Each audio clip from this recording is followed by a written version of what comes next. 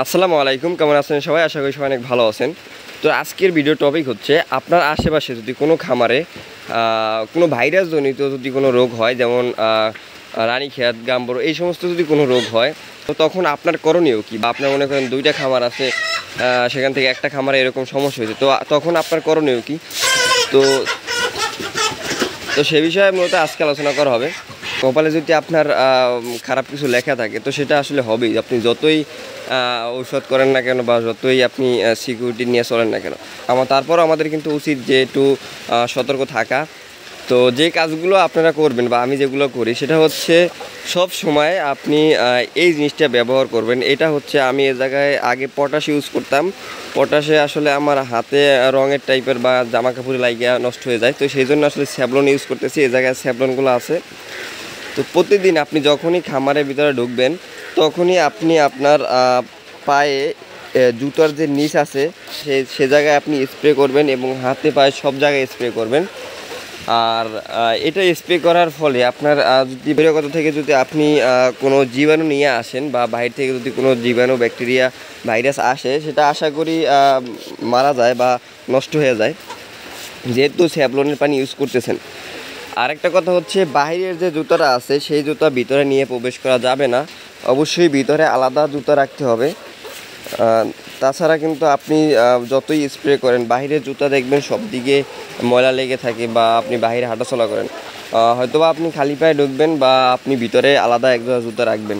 তো এইভাবে যদি আপনি খামারে প্রবেশ করেন, যতবারই আপনি খামার থেকে বের হবেন আবার খামারে ঢুকবেন, মনে করেন যে খামারে আপনি স্প্রে করে ঢুকলেন, আবার অল্প একটু কাজের জন্য আপনাকে বের হতে হচ্ছে খামার থেকে, তো সেক্ষেত্রেও কিন্তু আপনি আবার যখন ঢুকবেন তখন কিন্তু আপনাকে স্প্রে করেই ঢুকতে হবে। তো এমন ভাবতে হবে যে আপনার পায়ে বা আপনার শরীরে বা আপনার হাতে এমন একটা জীবাণু আছে বা এমন একটা জিনিস আছে যেটা আপনার মুরগির জন্য ক্ষতিকর, সেইভাবে আপনাকে স্প্রে করে ঢুকতে হবে। লামসাম আপনি হালকা পাতলা মাইরা ঢুকে গেলেন এরকম না, একেবারে সুন্দরভাবে ভিজাইয়া স্প্রে দিয়া তারপরে আপনি খামারের ভিতরে ঢুকবেন। সবথেকে বেশি ভালো হয় যেটা, সেটা হচ্ছে আপনি যদি বাহিরে যে পোশাকে ছিলেন সেই পোশাক বাদ দিয়ে ভিতরে নতুন পোশাকে ঢুকেন, যদি আলাদা একটা পোশাক আপনারা রেখে দেন, সেক্ষেত্রে সবথেকে বেশি ভালো হয়।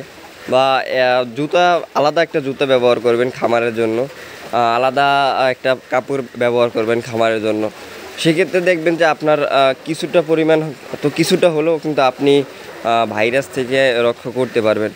আর যদি আপনার কপালে খারাপ কিছু লেখা থাকে, তো সেটা থেকে আসলে আপনি কোনোভাবেই রেহাই পাবেন না। তো যাই হোক, সবাই সতর্ক থাকবেন। আসলে মুরগি যদি রানীক্ষেত কখনো হয়ে যায়, তখন কিন্তু আসলে মুরগি টিকানো সম্ভব না। তো এরকম ভাইরাস থেকে যদি আপনারা রক্ষা পেতে চান, তো আসলে আপনাদের কিন্তু আগে থেকেই সতর্ক হতে হবে। আপনারা যখনই খামারে ঢুকবেন তখনই এইভাবে জীবাণুনাশক স্প্রে করে তারপরে যদি খামারের ভিতরে ঢোকেন, আশা করি কিছুটা হলেও আপনি মুরগির যে রোগবালাই আছে, যেমন রানীক্ষেতের যে ভাইরাসগুলো বা এছাড়াও মারাত্মক ভাইরাসগুলো, সেগুলো থেকে কিন্তু আপনি আপনার মুরগিকে বাঁচাতে পারবেন। তো যাই হোক, এই ছিল আজকের ভিডিও। আসলে সবাই সতর্ক থাকবেন। আসলে মুরগির খামার করা বা মুরগি পালন করা কিন্তু আসলে অনেকটা সেন্সিটিভ একটা বিষয়, কারণ গরুর খামার করলে বা ছাগলের খামার করলে এরকম ভাইরাসজনিত কিন্তু কোনো রোগ বেশি একটা হয় না, বা এতটা আসলে সতর্কভাবে চলাফেরা করা লাগে না। তো আসলে মুরগি ক্ষেত্রে কিন্তু আপনাকে একটু বেশি সতর্ক হতে হবে, কারণ আশেপাশে মুরগি পালন করে বা আপনি বাইরে থেকে আসলে বাইরে মুরগি থাকে, তো সেক্ষেত্রে আপনাকে একটু সতর্কভাবে চলাফেরা করতে হবে। যে কোনো সমস্যা যদি একটু দেখা দেয় মুরগির, সাথে সাথে ওই সমস্যার ট্রিটমেন্ট করার চেষ্টা করবেন। যে কালকে করবো না বা সকালে করবেন এরকমের না, তাহলে কিন্তু বেশি লেট করে ফেলাইলে মুরগি কিন্তু বাঁচাইতে পারবেন না। যে কোনো সমস্যা হলে আপনার মনে যদি একটু সমস্যা সন্দেহ দেখা দেয়, সাথে সাথে যদি আপনি নিকটস্থ হসপিটালে মুরগিটা নিয়ে যান, তারা আসলে মুরগিটা দেখে আপনাকে চিকিৎসা দিতে পারবে। এবং যে রোগ, সেই রোগের যদি চিকিৎসা করাতে পারেন, আশা করি মুরগিগুলো আপনি টিকিয়ে রাখতে পারবেন, বা আশা করি মুরগি তাহলে সুস্থ হয়ে যাবে। তো ধন্যবাদ সকলকে, ভালো থাকবেন, সুস্থ থাকবেন। আসসালামু আলাইকুম।